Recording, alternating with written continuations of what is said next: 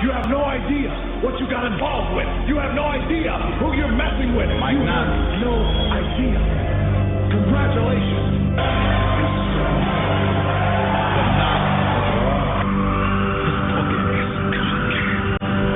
Y'all better tune in to Monday nights after Raw. To the only show doing a recap when it goes off. You know how Mondays go.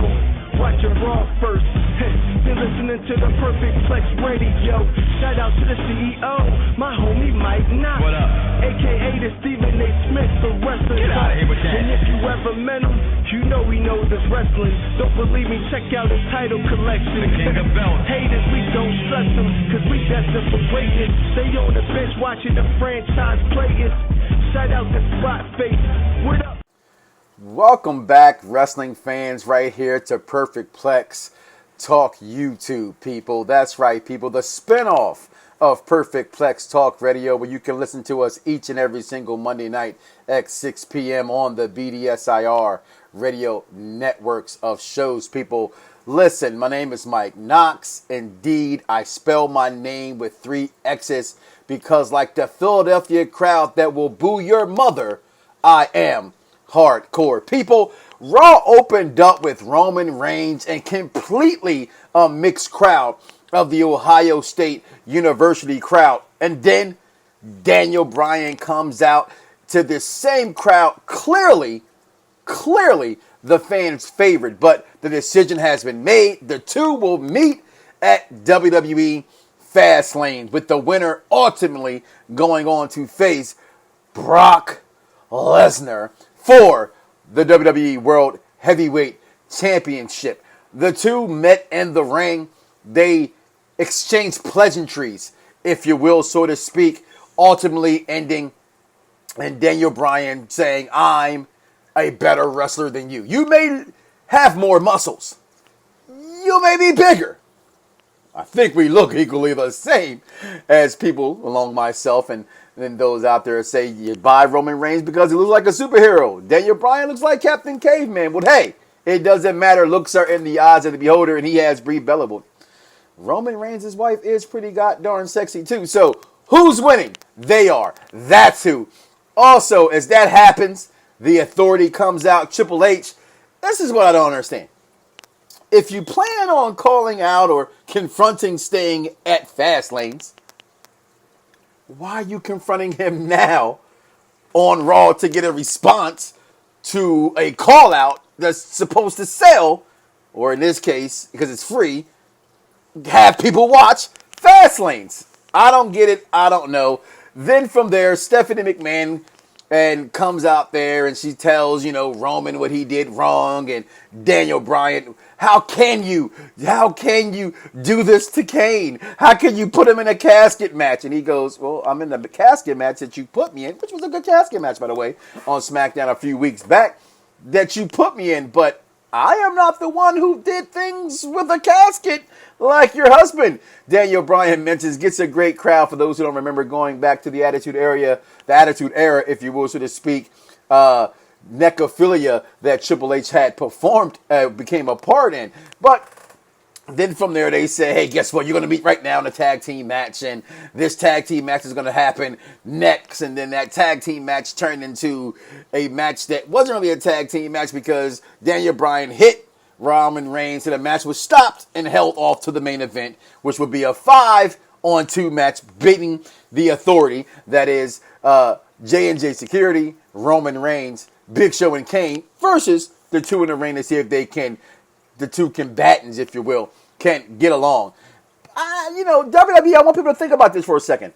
When was the last time the WWE was in a college sort of town? And watching this Raw, you did not feel like you felt them before in the past in college towns. At least like Ohio. First of all, it wasn't sold out. You saw, a few handful of empty seats out there.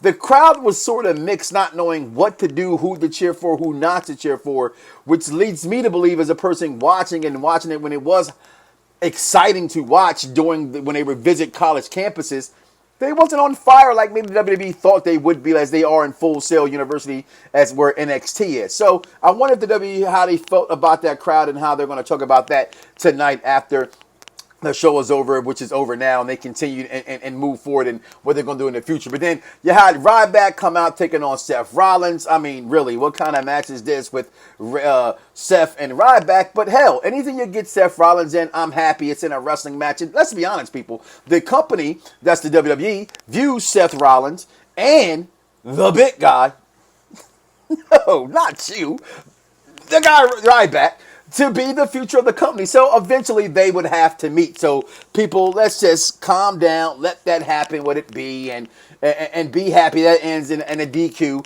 So Seth Rollins continues to be who he is, the scumbag of scumbags and pretty much the superstar of the year. I know they said it's Roman Reigns, but we all know, you know, right? 'Cause I know it's really Seth Rollins, or at least Dean Ambrose or Bray Wyatt. But they said it was Roman Reigns, which I'm a fan of. Hey, Roman.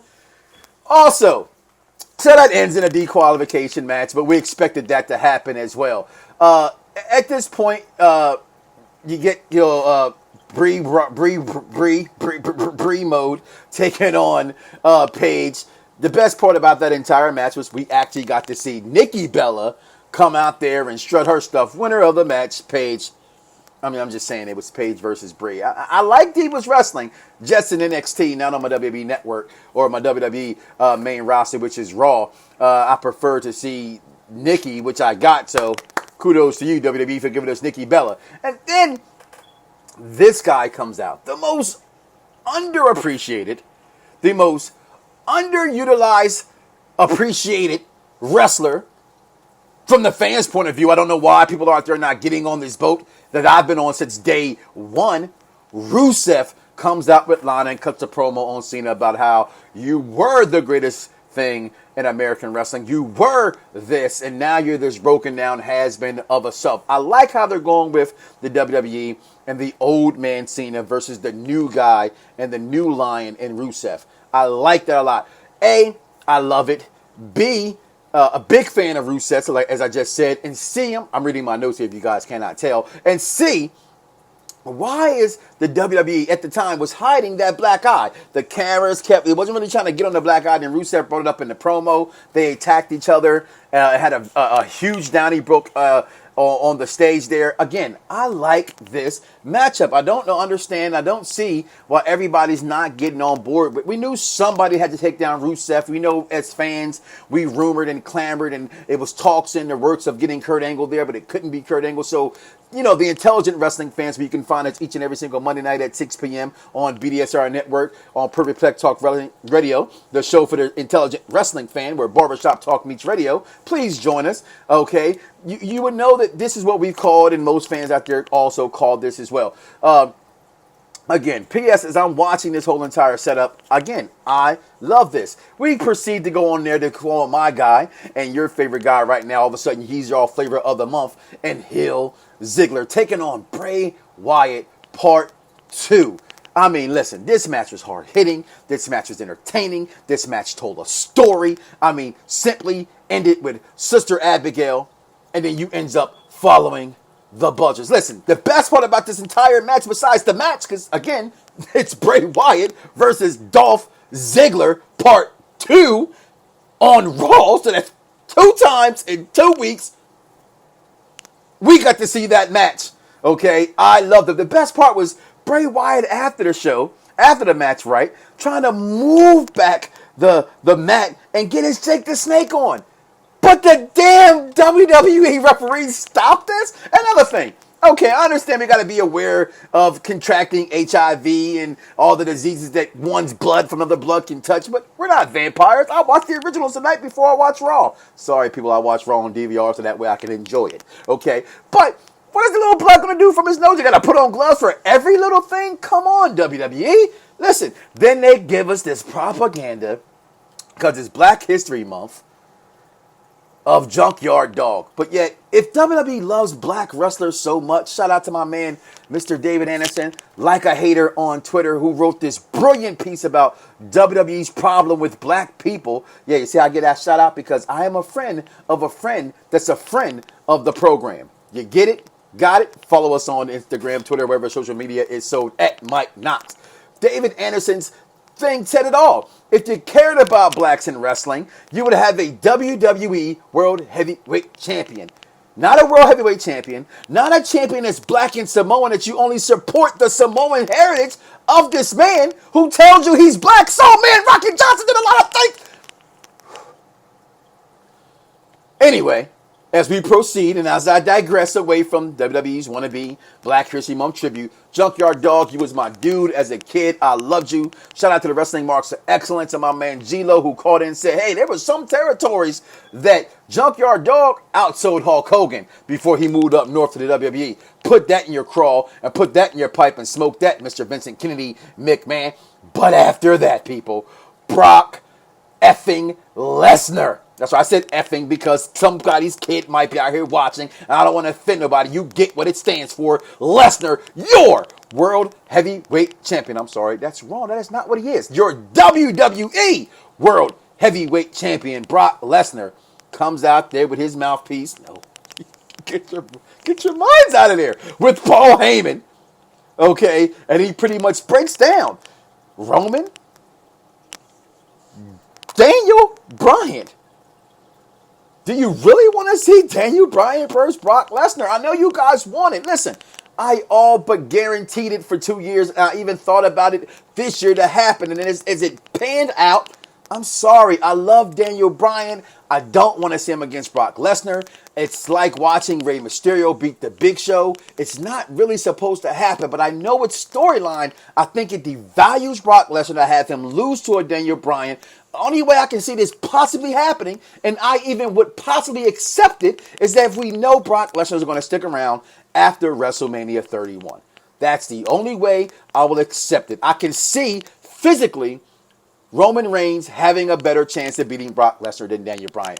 That's just me who wanted Daniel Bryan, got his kids doing everything we do. Me and my wife just got finished having relations earlier. You know what I got done when I got finished? What I said? I said, yes! Yes! Yes, I want him too. But people, we got to get and be grown about this. We got to be intelligent about this. It's not always about us. It's about cereal boxes. It's about lunch boxes. It's about video game covers. It's about Essence Magazine. People, it's about GQ Magazine. That's all I'm going to say. But Daniel Bryan thinks they look alike. But hey, I'm not one to gossip. No broke back, so it ain't me to judge it. But after Brock Lesnar comes out there, now again, Paul Heyman continues on his Brian Williams rant about what's going on. Brothers Dust get into a match against the most shucking and jiving, it's not a New Day at all, group. Winner of this match, the New Day, is Stardust, finally turns on Goldust, and then immediately following backstage as the shucking and jiving, what do I call them? What's the name I just gave these boys? Not a New Day. Actually got a chance to break up backstage, but the most important part was as Dustin, who said, "This is Dustin, Cody, talking to you, not Goldust." Cody again, Stardust, that is, if you will, so to speak. Please don't come. Please, okay, stay over there in your cosmos. Stardust. That's not my name. My name is Stardust. Cody Rhodes is dead. Now that kind of breaks my heart as a wrestling fan because I am a huge fan of Cody Rhodes. I don't think anything that the company has given this man that he has not fulfilled the best of his abilities to be a part of. I loved everything that Cody Rhodes has ever done outside the first time we saw him, and he was with before he got with Sparkplug Holly or Hardcore Holly. I was a fan of his after that moment, and I always thought he was a bigger star than Curtis, than any of the other sons that's come along. We have yet to see what Bray Wyatt can do. Bray Wyatt is right there, but Cody was where Bray Wyatt is, and they never pushed this off. I want to see where that continues to go, but I'm a big fan of Stardust and whatever it is that he decides to do. Then Triple H comes back out, to sales to tell Sting, listen, for 14 years, you've been ducking me. For 14 years, you have not wanted to come to here to where the real big boys play because you knew I was here to expose you. Sting, I want an answer now if you're going to be there for me to confront you. So confront me now because I'm going to confront you at Fastlanes. Okay. Makes no sense, right? I don't get it either. We shall proceed. Then Sting. Okay. And this is why, people, listen. I was a huge fan of 80 Sting. I respected the Crow Sting and the early stages of it, I thought once he went red and black, once all that came out, that it should have died down. But what else can you go from there once the character is so widely popular, in which he made that character imitating the Crow from the Crow movies? Rest in peace, Brandon Lee. But I thought the production that the WWE finally put behind Sting and having the different spotlights show up like he's actually in the crowd. Come on, people, you actually thought he was going to be there? Really? Without them advertising that he was going to be on Raw? Think about it. We're intelligent wrestling fans. Think about it. So, but I still loved all the... Is that him? All that stuff. Then the truly fake Sting come in the ring. That might have been, Mizdow for all we know. Dressed up, scares Triple H. Then he shows up with a video encryption. Faces of Triple H, turning into the Sting face, says, I accept your face to confrontate you. So yes, we finally have it official, as if we didn't know it was official. I've never seen a confrontation to have a confrontation that was showed to have a confrontation. However, it was entertaining to me anyway. I hope you liked it as well. Okay, followed by that was clearly... I've talked about this on Perfect Plex Talk Radio. Again, listen, people, it's not a cheap pop because I pay for it, so therefore it's not, but it's still my show. Perfect Plex Talk Radio, we talked about. I'm a huge fan of Team Technician, okay? That's Tyson Kidd, and that's Antonio Cesaro. I'm sorry, Spotface. That's Cesaro, okay? I'm a huge fan of these guys, and I'm a huge Uso fan. With Stardust, or Brother Dust, as we refer to him as, most people about to refer to him as, are breaking up. This sets a new page for a new tag team to come in. I'm liking Team Technician. That's what I call them. Tyson Kidd and Cesaro taking on the Usos. I think they will be a great rivalry together. And tonight you got a chance to see that firsthand as Antonio Cesaro pushes out one of the Uso brothers. I think it was Jimmy. I don't know. It might have been Jay, or Jay. It might have been Jimmy. Who knows? They look alike, as you can tell by the paint size. My wife can tell because she's a freak like that and she likes those damn Anawani boys. But that happens. Team Technician gets the win. But most importantly, people, at the conclusion of this match, Michael Cole announces, friend of the program. Most of you guys out there, if you met Rikishi, if you followed him on Instagram or Twitter, he's a really nice guy. He retweets his stuff. He talks to you. But I had an opportunity to actually sit down and interview him a while back on Perfect Plex Talk Radio. When I first got started, I got the pleasure of getting invited to a Yokozuna 10 Years Gone, Never Forgotten tour that was held in my area in Pennsylvania. And from there, the sky's the limit of what's happened with me in my career here in the wrestling business. And I want to thank Uncle Rikishi for that opportunity and being such a stand-up guy, and more well-deserving that he is in the Hall of Fame. I know a while back I had some other members of Knoxxx Pro on the program, Caesar Black most importantly, who was ready to get the petition started, Rikishi for the Hall of Fame. It's in his backyard in San Francisco. Well, guess what, people? That dream has been fulfilled. Rikishi has been announced, Junior Fatu, to go into the Hall of Fame. My only sad note is that I'm moving out to the West Coast later this year, so I'm unable to attend this ceremony. I will be watching it and proud of a man who I watched my whole entire life, and as an adult. Some people, you get to meet your idols, and they always say you never want to meet your heroes because they will let you down. Well, I've met a couple of my heroes in this wrestling industry, and they have let me down. I am proud to say that Rikishi, Junior Fatu, lived up to every bit of one of my thoughts of him as a man, as an entertainer, and from there, I don't know about their personal life, what he goes on in his family. That's none of my business. I know how he treated me, how he treated my family, how he refers to me, and what I've built at BDSIR Network. So again, Uncle Rikishi, 2 thumbs up to you. Self high five. Barry Horowitz on the back. Man, you deserve it. Welcome to the Hall of Fame. Can't wait to see that live on the WWE Network for $9.99. But I actually paid $5.49 because I have a deal. Also, people, as we move on, after that, you get the Mizdow taking on Sin Cara. Sin Cara wins thanks to the Miz interference, having him do all kind of things. Stop! Don't do a figure four leg lock in the ring. I make that move famous. Really? I thought Kimmy Cakes. Oh, I'm sorry. Ric Flair made that move famous. But hey, that's what the Miz had to do. He's a great heel. He's a pest. He does what heels are supposed to do. I don't understand why everybody don't like the Miz so much. I get it, but he's paid his dues. We talk about Roman Reigns not paying dues. We talk about this guy not going through the trenches or not being ready. whether The Miz was ready then or not, The Miz paid his dues. Not a big fan of the guy. You know what I mean? I love his shirt. Haters love me. But I think the guy's paid his dues. And it was real, I think some things he can get away with because he plays that pesky, that Uncle Tom, that Eddie Haskell, for all my older heads out there, kind of a character on TV. After that, we get the privilege of seeing another one of these Bray Wyatt promos, people. I want to know where these things are leading up to. I've seen them now for a while. They're just these random vigilantes on the screen throughout television shows, whether it's Raw or SmackDown. And I want to know where these things are going and what they're going to actually do with these things and these promos. They're got to be setting up for something. The question is, what are they being set up for? I know I can't wait. Then we were privileged to see a match by my boy, your friend, hashtag I am a Dean Ambrose guy, taking on the longest running non-eliminated competitor in Royal Rumble history, Curtis Axel, who loses this match, by the way, but it's Curtis Axel, so it's okay. But then Dean says, hey, B&B, I want your Intercontinental title. And then B&B proceeds to give us Bad News Zone. That's right, people, B and Z. And he says, you're not worthy, excuse me, of my title. Excuse me while I take a little drink. I apologize for that, people. Like my Disney cups, I love them. I love them.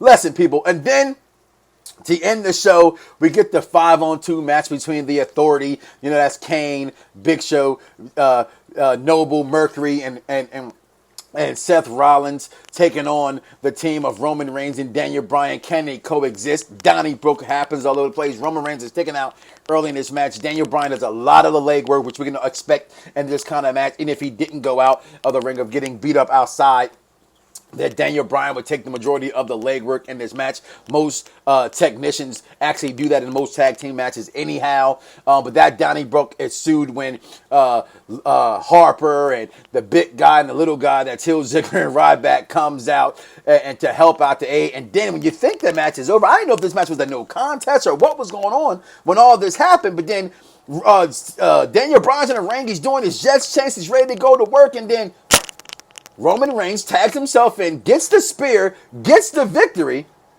and then all hell breaks loose between the two. Daniel Bryan's like, hey, what are you doing? I did all of this work. Why do you think you just come in here and take what I did? And he punches Roman Reigns. Roman Reigns says, listen here, hold up, buddy. I'm not trying to beat up little people. This is, be a star program. We don't pick on little kids, but if you're going to push me, little kid, I'm going to smack you. And guess what? That's what happened. The spear, show goes off, holding his ribs. The crowd doesn't know what to do because they were in Ohio State University. They won a national title. Whatever, Notre Dame. Screw you. I will give you fingers, but little kids might be watching this program. Notre Dame University all day. Anyway, we're not talking about sports. We're talking about wrestling. I apologize. Sometimes people, I just go off on my own little tangents, but it's okay. But listen, people, I've enjoyed Raw. Again, I watch it on DVR, so I get the privilege of watching it about an hour and a half after they started, so I get to fast forward through some of the fluff. But I still enjoy Raw every single time I watch it. It's not always up here where it used to be. It's not something that you must see television. Could I have waited to Wednesday to watch this program? Most importantly, I could have. But we all know out there in social media world that we'd have heard everything that happened on the show anyway. And I'm a believer, guys. Watch the show for yourself. Don't read about it. That's just me as a fan. I will always be a fan first. I have no loyalties to any brand. Okay, I am a wrestling fan first. However, I grew up watching WWE. That's what I currently watch the most, people. And I watch every single thing that's out there. But listen, Raw was good. What did you think about it? On BDSIR Network, when it comes to Perfect Plex Talk Radio, I like to give things title belts and how you rank them. So, you have the top tier belts, you have your middle tier belts, and your lower tier belts. I actually thought tonight's Raw was pretty decent. I will give it a Eurocontinental Championship because I thought it was pretty good how it kept with storylines. The wrestling we did get was good outside of the last match, the 5-on-2, and then that early on 2-on-2 match. I'm not a big fan of that, but I thought between the Usos and Team Technician, Bray Wyatt and Hill Ziggler Part 2 enough for me sold Raw. But what did it do for you? Also, the Sting promo. What did it do for you? Let me know. Comment down below. Let me know. People, also, listen, follow me on social media wherever they're sold. Instagram, Twitter, wherever you can find Facebook. Mike Knoxxx. That's with 3 X's, people. Follow, I follow back, people. And most importantly, go to BDSIR Network.com for all the exclusive interviews that we've had with Global Force own Jeff Jarrett recently, Uncle Rikishi, the several times he's been on the program, Jake the Snake, DDP, Ken Shamrock, you name them, we've interviewed them here on BDSIR Network. And make sure you listen to all the shows on the network, but most importantly, Perfect Plex Talk YouTube will be here each and every single Monday to give you the review on Monday Night Raw and other wrestling events as I choose fit to do it. People, hey, without you, I couldn't be here. I am the $1 Million host. You are the $1 Million audience. And together, like the mega powers, we form the $1 Million Connection. It's late, y'all. Peace. Best damn show on the radio. Yo, it's the best damn show on the radio. Yo, it's the best damn show on the radio. Yo, it's the best damn show on the radio. Yo, it's the best damn show on the radio. Yo, it's the best damn show in radio.